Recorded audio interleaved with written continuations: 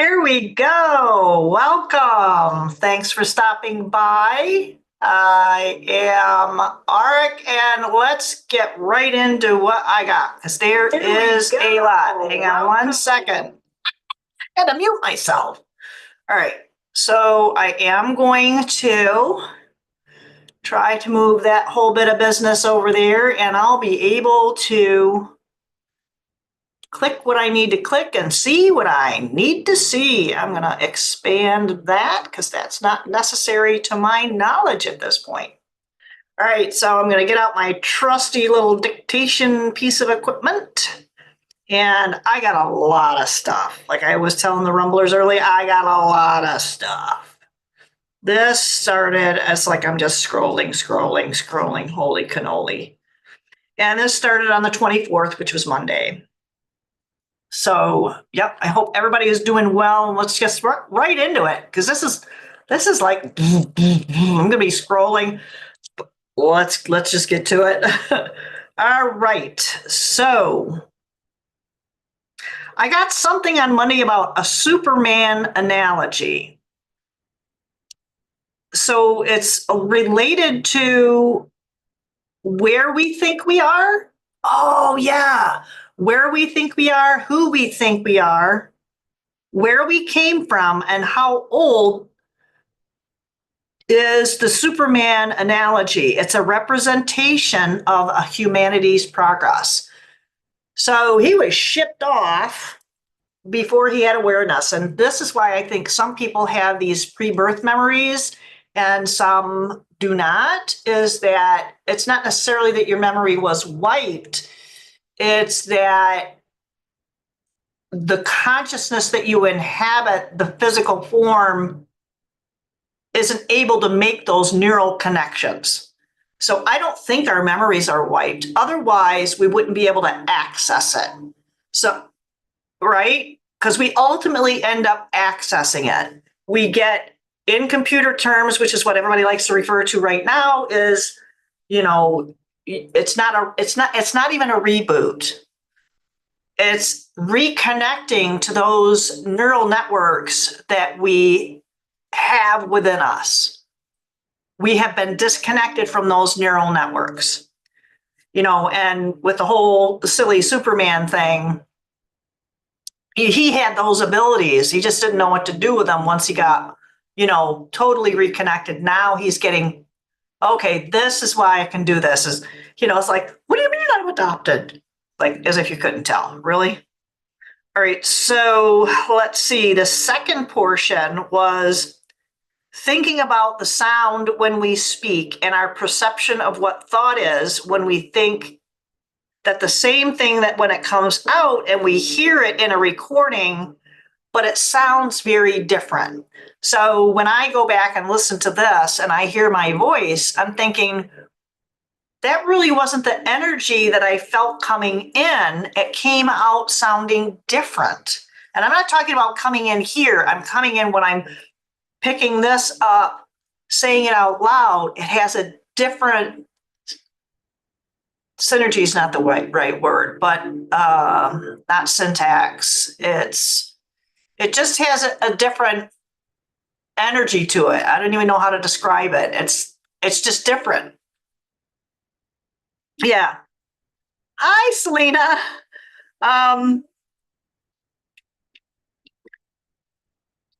So yeah, even when the words that are in our head and we speak out loud, sometimes we feel like it's not validated. There's something not validated.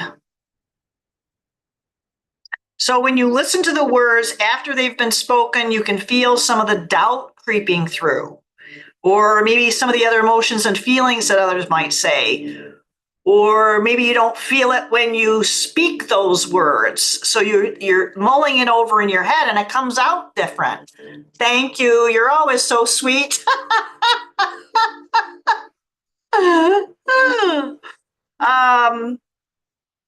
So yeah, I think I have to go back to the whole thing of, there is a point in time when we make those ideas and thoughts more easily examined and valid by speaking them out loud. So because the thoughts are physical things, and this is how they. Hi, Jason. So we're kind of like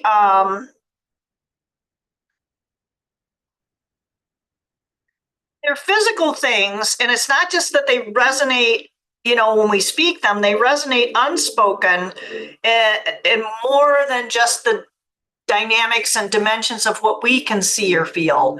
It's kind of like when you see that pebble drop into a pond and you see those ripples going out. Well, that's not the only thing that's going on. That pebble is continuing to drop into that water, and there are dynamics that are underneath what you cannot perceive. So it's like we have to kind of think a little bit deeper into the impact of our thoughts, is what I guess I'm trying to say, because they are more than just etherical. They're physical things. So writing them down is helpful, the ideas. And it's easier to bring thoughts and ideas manifested into reality because they can become more difficult or easier after they're spoken out loud. So it's easier to examine what you're saying and doing. How many times have you had an idea and you speak it out loud and write it down? It's like, well, that was dumb. You just have this idea and it's kind of like, well, should you try it or not? Is it worth the energy to put into it? All right. So that was just on Monday. Yeah. So the 27th, that was Thursday. And this was about problem resolution. And so it's almost like this thought thing and trying to examine what these thoughts and ideas are. That's like you're working on the problem. So this is about problem resolution. So we can talk about issues and concerns and problems that we come up with that we just don't find over a long period of time that are solvable or that they have any kind of workable resolution. And we do keep trying, which is good, but sometimes the same or different things that can often be problematic is because we're not asking others. We're not talking to others who might have a different perspective. We might be looking at something this way, and we got somebody over here, and they can look at that. It's like, hey, why don't you see this, right? So when we feel a little bit stuck, we don't want to give up. I just said it. Because when we share our ideas with each other, we're more likely to find a workable solution, and we can give it a try, and we'll have that extra support that we can kind of work with somebody on it. And sometimes we can just go round and round and with a thought, but if we want to manifest something that's going to be helpful to ourselves and ultimately to everyone, we need to work with each other. And that helps us with lateral thinking, critical thinking, and we can figure out what works and what doesn't. I mean, we are not necessarily making comparisons with other people and what they've tried. We can learn from that. We're going to consider what hasn't been worked out for ourselves. And if we don't do that, sometimes we can kind of get disheartened, It's like where if you had spinach in your teeth and you aren't going to necessarily feel it or see it, but somebody else who walks up to you and they go, spinach in your teeth, not going to take it out for you, right? We need to do our own work. We need to brush our own teeth. We need to floss our own teeth. Unless you're going to go to the dentist, yeah, you can get some deep cleaning done, but that's going to a professional, and sometimes we do need that. All right, so this was later on in the day, that Thursday, and something that came up is to have a clear analysis without interference. And I've mentioned before, I live about 40 minutes drive from work one way, and I do use that time to sometimes listen to something mundane. Sometimes I don't have anything on at all. what ends up happening is most of that information that I get is coming during those times, and we need to allow ourselves that quiet time. No music, no sounds, no frequency. If we can turn as many electrical devices off, including Wi-Fi, which is like a big deal. Most of the times they come through, these ideas, these thoughts, and sometimes they don't make sense to me and I'm just kind of spewing things out. But problem solving time is needed through this. This is how we're going to be able to solve what's, because I think we got some heavy stuff coming. We got a new moon, a partial solar eclipse. I think this whole Saturn in Pisces that we're having today is going to be, I mean, think about it. Water, emotional, fantasy, creativity, but there's typically not a whole lot of forward momentum.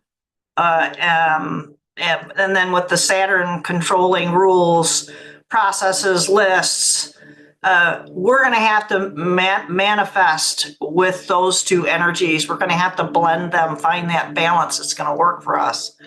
I keep having this image of I saw a synapse, a microscopic little movie, if you will, of a synapse in the brain that was the birth of a new idea, and it sent out these tendrils, and it was desperately, I mean, it was like this frantic little like tendrils that were shooting out, was trying to connect with something that was similar to it, that resonated with that thought or idea. I thought that was like kind of this.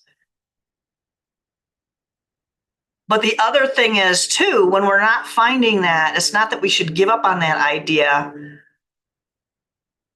The idea came through about, in order for us to find that lightness and being able to reach out, was about cord cutting. Because on the way into work, maybe this was on the way home, I did a lot of driving this week, and it was cord cutting. I think this was Friday, yesterday. So it was, I started thinking about some of the things that have been going on in my own personal life. And I started talking about how these cords that are binding, and I had that image of Eight of Swords with the woman who was bound. And it was like, I need to cut those cords. And I usually say, don't return to sender, but I just leave that up to the universe to figure that out. Because I don't know. All I know is I don't need this anymore. So I'm cutting that off. I've learned what I can learn from it, and I'm letting it go. And I ended up taking a breath. It only took like probably not even 90 seconds. And it was so uplifting. It was like I could take a breath. I took like these deep breaths, and it was amazing. So it needs to be part of a regular routine, because things are always going to come try to attach to us and bind us, especially with the Saturnic energy, if we don't balance it. So cutting the cords that bind us and no longer serve or benefit us is important. It's definitely a form of self-love and self-care. And one of the other things to keep in mind for cord cutting is to be sure there are intentions to not only protect yourself, but preserve yourself. And it's the ultimate self-care strategy that should bring feelings of lightness and freedom. That was the other really strong feeling, was feelings of freedom. So one of the other images that was coming through was a glass dome. You see those, some people have like flowers or figurines, and they have that glass thing that sets over the top of it. And it's almost like our words are the glass cleaner, and the cloth, that's the energy that wipes away those things that no longer serve us, that others maybe spew at us, or things that we even say to ourselves that can come at us and that we allow in.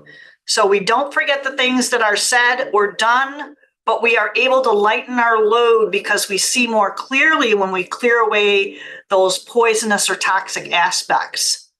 And I talked about a product that you could spray on your windshield and it like beads off. And that's kind of how we have to be. We need to have things that shed off of us, but we're still going to maintain the other energies within us and end up as a cord or something that could be muddy or blur our view and keep us from having a clear mind. Holy crap, it just goes on and on. Yeah, and it makes us feel light and buoyant and free because of that action of cord cutting. And you can do whatever visionary that you have that works for you. Sometimes those cords can come back at us because we haven't shifted our own energy. It'll come right back at us, and we'll allow that because it has that, sad to say, it's like a comfort zone, and we need to get out of that. That's one of the reasons why it's going to be important to kind of shift things. So it means that we need to do a little Saturnic adulting with the changes. And we need to do grounding, be mentally grounded, physically grounded. We can get the job done for ourselves and grounding and enjoy the fact that we're getting things done, and we can check them off our astral bucket list. You know what I mean? Like, have that routine, that's the Saturn side, but then we're going to have that aspect of what we can do that, that lightens my load. Now I can think clearly and I'm going to be more creative, and we'll be able to put those things into action. No procrastination. And making sure that they're ideas that are going to be helpful to you. Two powerful energies coming together to help us clear cobwebs of the mind and find those creative nuggets that we've been hiding.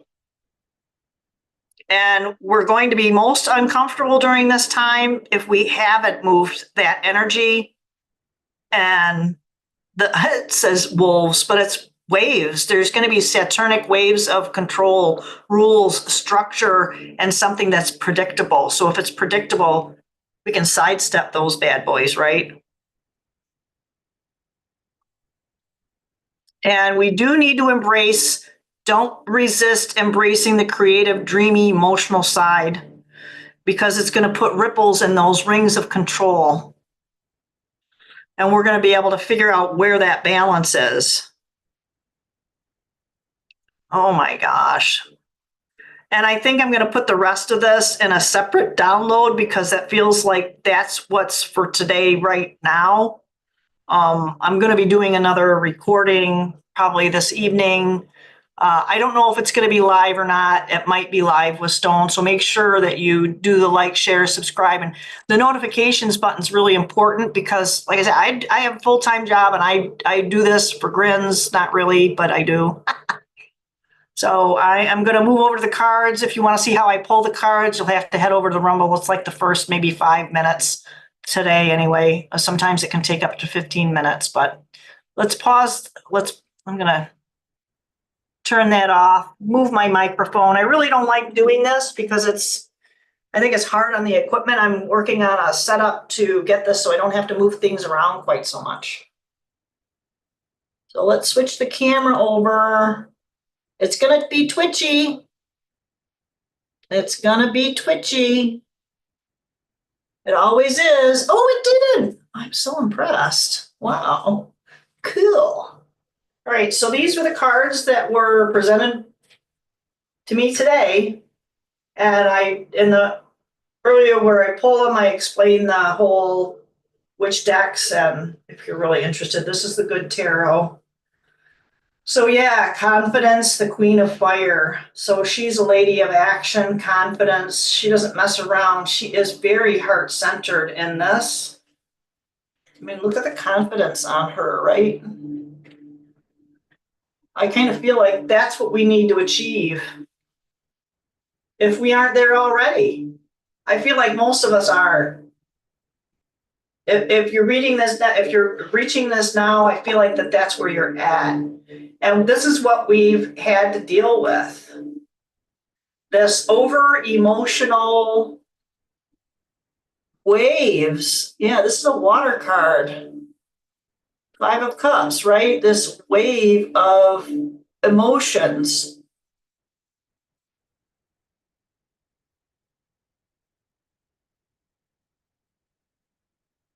And almost bubbles. And I don't know if you need to pop the bubbles or not, but it's something that it's almost like you're not alone. You're not alone. You have your companion there.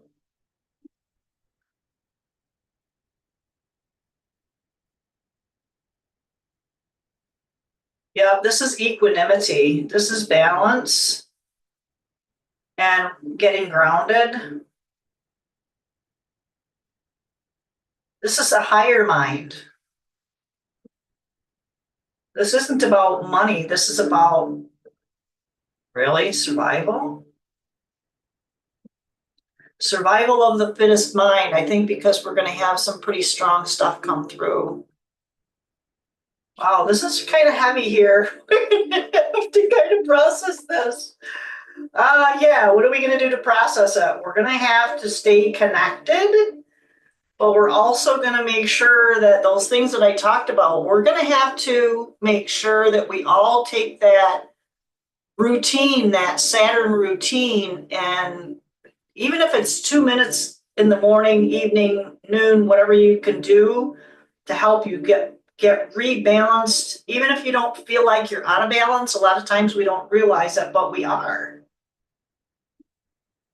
See, we need to, this is when we're starting to feel like her. This is when we need to do this. I can't tell you enough how often I have, yes, you go to the restroom, but that's a great meditation spot, right? That's where we're going to get our biggest downloads, our biggest messages. When we take that time to get us from here to receiving those messages. And that's from our higher self. That dog is everywhere. Yeah, so here's Saturn. And it's by the book. They're all in a row. They're following what's going on. So let's do some lateral thinking. This is where we're going to do our lateral thinking. I'm going to put these guys over here. And we need to go. We need to be on the move with it. So she's telling us to move. She's giving us the ability to move. Even though we have to stop, it's okay to stop. We have to stop to clear things out and then do this so we can keep moving, because it is time for us to take action, all of us, and whatever that is going to be where you need that help. And me too. This is where when you do that, wow. Check that out, that owl of wisdom, that knowingness that we can feel, that knowingness that comes from all of these. This is like and nothing's fluid. You could have this happen and this is going on, and you're gonna do what you need to do to get that. I'm gonna be really crude, that mental dump. So you can move on. So you can take action and go. Just do it. And this is where the knowing comes from. It's from all of this. If I could like suspend this or have it be semi-translucent, because it's all of this. It's all of this.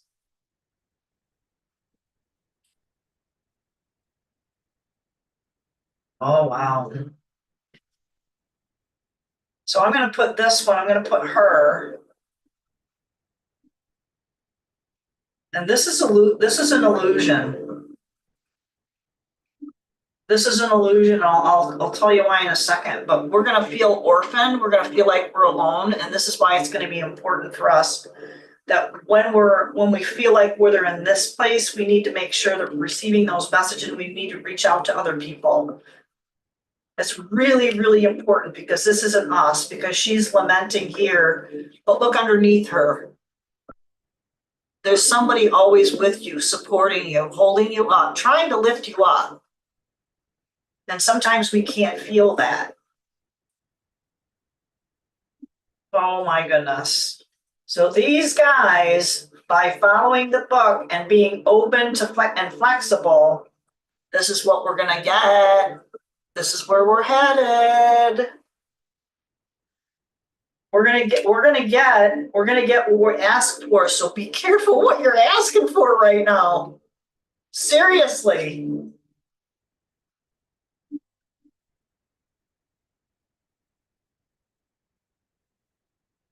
This feels like it goes with this. And it could be a lot of tailoring that might need to be going on, and it might be just a quick stitch. But this kind of feels like this right here. And I don't think we're going to be able to move on in a way that we're going to feel safe enough, because we're going to have to stay flexible, right? So we might need to take some of that time. And I think that that's where this is. We're going to have the mending with the deep knowing, and it's going to happen fairly quick. Now, I usually don't get this many of these guys. These guys came like out with gangbusters. And these could be, they're typically looked at as money cards, but honestly, I feel like they're more about relationships, and it might be a relationship with money. So abundance and divine intervention. Air related.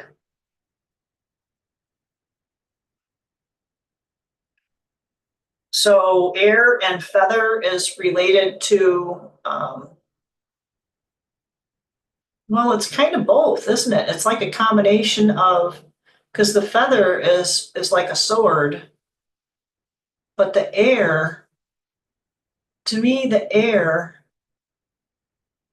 it's like fiery energy. So what does this have to do with? It has to do with an abundance. It's an abundance that we already have.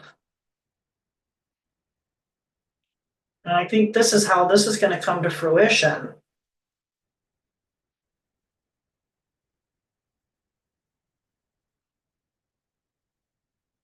It's not going to come in expected ways. It's not going to come in expected ways.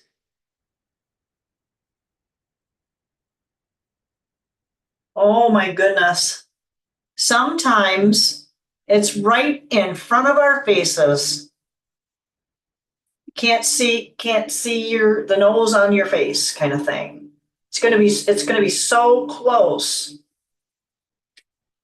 And I think this is where we could be tapping into some of this, and we need to pull ourselves to this so we can start moving on. Where was that? That was moving on, right? Deep knowing, time to go. And what you find depends on where you go. And where we go, we need to start having more adventures so we can tap into that internal compass. Right? We're going to need that clearing this out. Taking action, I meant what I said. Time to go. Fire engine. Fiery engine. Yeah, take action. This is a time to take action. It doesn't necessarily mean physical action. I don't even know how to relate that. Because you demand more from yourselves, others respect you deeply, and you rise to a new level. So this is probably why. This is probably why we need to take action. I mean, you can't climb that staircase if you don't put your foot one in front of the other and keep it moving. Don't stop. Keep it moving. And this is about a deep knowing. The deep knowing will transition into wisdom. Imagination rules the world. So this is where we're going to blend our imagination.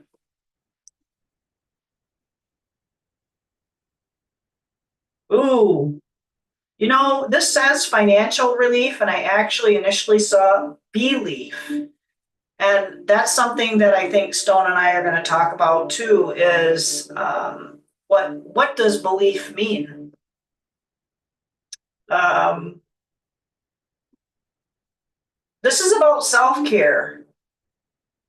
And sometimes some of us, I know I do, needing that financial relief is really important right now. And being wise with our resources. We can also say that we need to be wise with our relationships.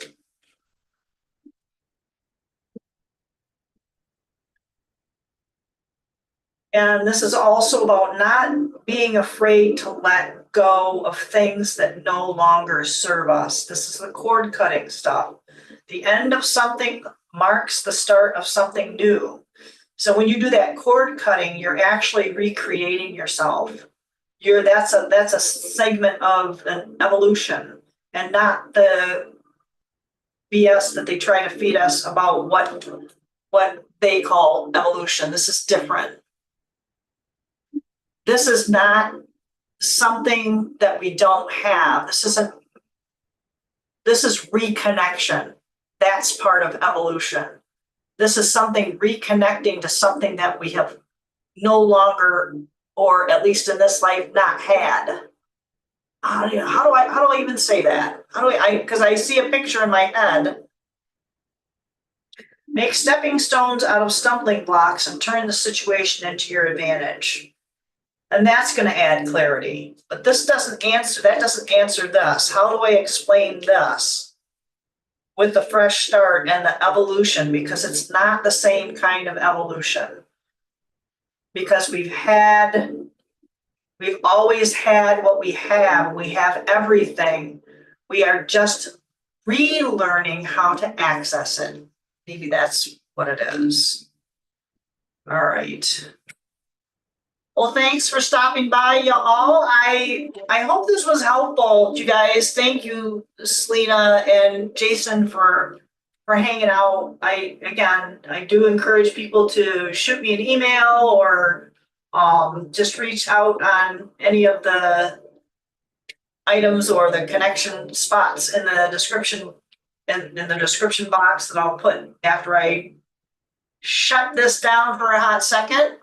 And I will see everybody later. Have a great rest of your week.